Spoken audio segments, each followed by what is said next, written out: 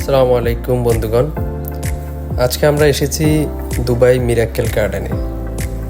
অসাধারণ সৌন্দর্যের একটি বাগান পার্ক। তো প্রথমে আমরা টিকিট কাউন্টারে এসেছি। এখানে আমরা প্রায় 600 দিরহাম, বাংলাদেশি প্রায় 20,000 টাকার টিকিট কাটলাম।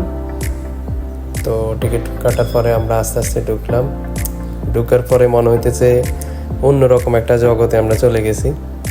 মানে এত সুন্দর, এক পর্যায়ে আমরা বাগানগুলা দেখার পরে নিজেদেরকে স্বাভাবিক করে নিই যে ওকে ফাইন, এগুলা শুধু বাগান, ফুল গাছ, কিন্তু না। আর একটু ভিতরে যাওয়ার পরে দেখি যেমন এখানে বাগান আছে, বাগানের মধ্যে ওইরকম সব পরীও আছে। তো পরীগুলো দেখার পরে আমি আর আমার বন্ধুদেরকে কন্ট্রোল করে রাখতে পারলাম না। সবাই আবেগে আপ্লুত হয়ে চিৎকার দিয়ে বলে উঠলো, ওই কিরে আগুন আগুন। তো আসলে উপভোগ করার মতো, যেমন কি বলবো আর, এত অসাধারণভাবে এরা বানাইছে।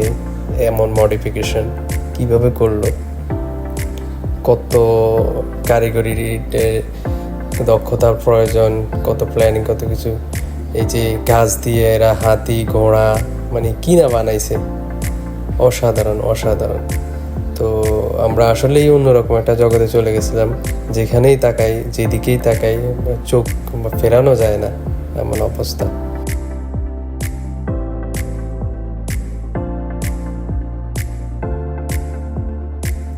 আমরা অনেক দিন থেকেই প্ল্যান করছিলাম এখানে আসার জন্য, তো সময় হচ্ছে না বা ওইরকম টাইম মেলানো যাচ্ছে না। তো অবশেষে আসলাম। আরও একবার এসেছিলাম আমি 1 বছর আগে, ওই সময় আমরা টিকিট পাইনি, যার কারণে আবার এখান থেকে ফেরত গেছিলাম। সো ফাইনালি এবার আমরা আসতে পারছি। তো সবগুলোই ওনাদের সবগুলো কাজ, এখানে ভিতরে যে মডিফিকেশনগুলো, সবগুলোই অসাধারণ। কি নেই এখানে। তো এক পর্যায়ে এখানে আমার সামনে 2টা রাস্তা, একটা হচ্ছে সবগুলো আমব্রেলা রোড, আর একটা হচ্ছে লাভ হার্টের রোড। তো আমি কোন দিকে যাব আমি কনফিউশনে পড়ে গেছিলাম, কোন রাস্তা দিয়ে যাওয়া উচিত। ঠিক সেই সময় আমার চোখ পড়লো এখান দিয়ে একটা কি বলে রূপসী পরী যাচ্ছিল। তো আমি আসলে কিছু চিন্তা না করে আমি তাকে ফলো করা শুরু করি। ফলো করতে করতে আমি লাভের রোড যেটা, ওটা দিয়ে আগে এগিয়ে যাই। তো এই হলো অবস্থা। ওই যে এখানে আবার বিশাল সব ফুল গাছ দিয়ে, সব ফুলের বাগানে ফুল দিয়ে বিমান বানানো হয়েছে। এমিরেটসের বিমান, পুরোটাই ফুল গাছ দিয়ে। তো কত দক্ষতা, কত টেকনোলজি হইলে মানুষ এরকম বানাইতে পারে আমি জানি না। এই যে এমিরেটসের যে বিমানটা, পুরোপুরি এটা গাছ দিয়ে, ফুল দিয়ে। আমি জানি না ভিডিওতে ভালোভাবে বোঝা গেছে কিনা, কিন্তু এটা পুরোটাই আপনার ফুল গাছ আর ফুল দিয়ে বানানো।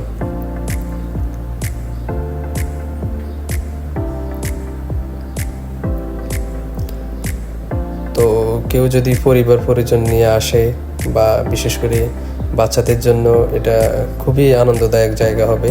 তারা বাচ্চাদেরকে আকৃষ্ট করার জন্য এখানে বিভিন্ন জিনিসপত্র রেখেছে। আর বেশিরভাগ এখানে ফ্যামিলিরাই আসে। এনিওয়ে বেশিরভাগ ক্ষেত্রে দেখা গেছে পার্কগুলোতে ফ্যামিলি ছাড়া ব্যাচেলার অ্যালাউ করে না। তারপরে এখানে আমাদের কোনো সমস্যা হয় নাই, এখানে টিকিট সবার জন্য উন্মুক্ত। আর এর পাশেই আরেকটা পার্ক আছে, বাটারফ্লাই গার্ডেন, সেটা অসাধারণ। তো আমরা আজকে আমাদের সময় স্বল্পতা ছিল, আবার কখনো সময় হলে আমরা ওই পার্কটাও ভিজিট করব। তো এখানে এই মিরাক্কেল গার্ডেনের ভিতরে কয়েকটা টাওয়ার আছে, যে টাওয়ারগুলো থেকে আপনারা পুরো মিরাক্কেল গার্ডেনের ভিউটা পাওয়া যায়।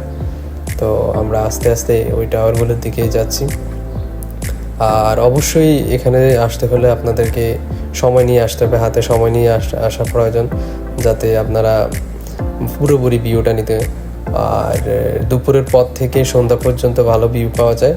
আমরা আসলে সন্ধ্যায় চলে গেছি, রাতে যেহেতু লাইটিং আছে এখানে, আশা করি রাতের ভিউ আরও এর থেকে ভালো হবে। তো এই এইটার উপরে মনে হয় ওঠা যায় না। তো আমরা সবচেয়ে উঁচু যে টাওয়ারটা, ওটার উপরে যাচ্ছি, যেখান থেকে পুরো গার্ডেনের একটা সুন্দর ভিউ পাওয়া যায়। আর আমরা যে সময় আসছি হলিডের সময় আসার কারণে এত পরিমাণ লোক ছিল যে একটা ভিডিও একটা ছবিও ঠিকভাবে নেওয়া যায় না। তো আমার মনে হয় যে হলিডেগুলোকে অ্যাভয়েড করে যদি নর্মাল দিনে আসা যায় তাহলে আরও সুন্দরভাবে উপভোগ করা যায়। এটা হচ্ছে এই টাওয়ারটা, যে টাওয়ার থেকে পুরো পুরো গার্ডেন না, মোটামুটি গার্ডেনের একাংশের একটা ভালো ভিউ পাওয়া যায়। আর ওইদিকে আরও একটি টাওয়ার আছে যেখান থেকে বাকি ওই অন্য পাশের যে ভিউগুলো আছে ওইগুলো ঠিকভাবে পাওয়া যায়।